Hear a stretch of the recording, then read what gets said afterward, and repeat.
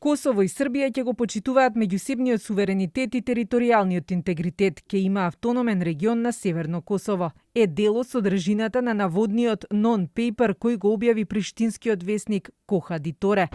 Автономниот округ на Северно Косово би опфатила територијата на градовите Звечан со 35 села, Лепосавич со 72 села, Северна Митровица која би била независна економска зона и катастарската зона на град Зубин Поток со 63 села. Меѓу другите точки, во документот се вели дека Српската православна црква би имала посебен статус. Православната црква на Косово како суштински дел од СПЦ во согласност со уставните измени треба да биде предводена од српскиот патријарх, кој треба да го има своето седиште во Пеќската патријаршија. Се предвидува сите постигнати договори досега да бидат спроведени, а конечниот да биде постигнат до февруари 2022.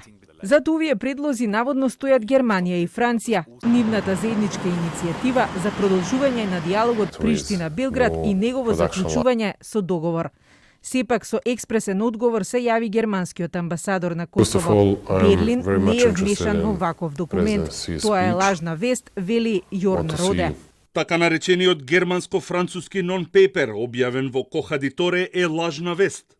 Може би постои ваков документ, но сигурно не е германско-француски. Вестникот Коха ди Торе не може да ја потврди автентичноста на документот, но пишуваат дека разговарале со некои дипломати кои им потврдиле дека ова се помалку или повеќе точките за кои се дискутира во диалогот Белград-Приштина, кој според најавите треба да продолжи на 11 мај во Брисел.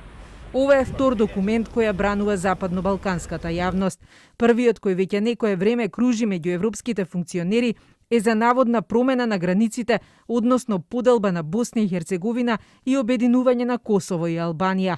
Европските челници не ја потврдуваат автентичноста за овој неофицијален документ, но американскиот State Department предупредува дека поделбите на територии по етнички линии можат да ги вратат болните сеќавања од минатото и да поттикнат нестабилност во регионот.